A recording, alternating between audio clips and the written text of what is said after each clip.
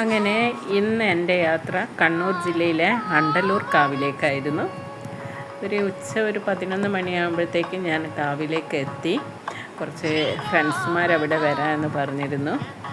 അങ്ങനെ ഞാൻ തിരുമുറ്റത്ത് കടന്നപ്പോഴേ അവിടെ ഒരു തെറ നടന്നുകൊണ്ടിരിക്കുന്നതായിരുന്നു. പക്ഷെ രാവിലെ തന്നെ ജനങ്ങളുടെ പ്രവാഹമായിരുന്നു ഇവിടെ. എനിക്ക് ഭയങ്കര അതിശയം തോന്നി. ഈ അമ്പലത്തിലെ തെറയെ പറ്റി ഒരുപാട് കേട്ടിട്ടുണ്ടെങ്കിലും എനിക്ക് അധികാരിച്ച് ഒന്നും അറിയില്ല. എന്നാലും ഞാൻ ചെറിയ രീതിയിൽ പറയാം. അതിര് കാക്കുന്ന അണ്ടലൂർ ഈശ്വരൻ എന്നാണ് ഇവിടെ അറിയപ്പെടുന്നത്. ആണ്ടാർ വെല്ലൂർ കാവ് എന്ന പേരിൽ അറിയപ്പെടുന്നു.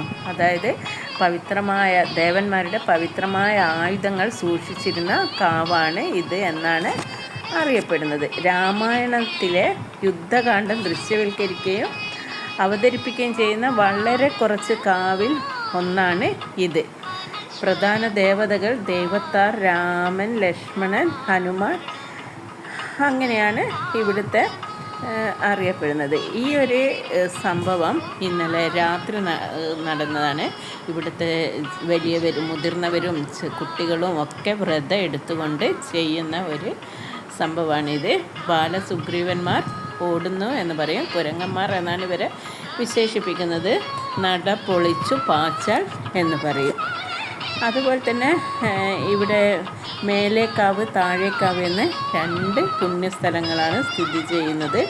അതാണ് ഇതിൻ്റെ ഒരു പ്രാധാന്യം. ഇതാണ് ദൈവത്താർ ഈശ്വർ തിറ.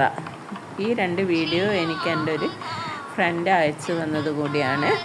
അപ്പോൾ ഇത്രയും കാര്യങ്ങൾ ചെറിയ രീതിയിൽ എനിക്ക് അറിയാൻ പറ്റി.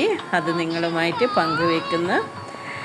അപ്പോൾ പിന്നെ ഞാൻ ഇന്ന് ഒരു 2:30 മണി വരെ അവിടെ ചിലവഴിച്ചു. കുറച്ച് കൂട്ടുകാരൊക്കെ കണ്ടു. അങ്ങനെ എൻ്റെ ആദ്യത്തെ ഒരു യാത്രയായിരുന്നു ഈ അണ്ടലൂർ കാവിലേക്കുള്ളത്. ഇത്രയേ ഉള്ളൂ. ഇനി അടുത്ത വർഷം കാണാം.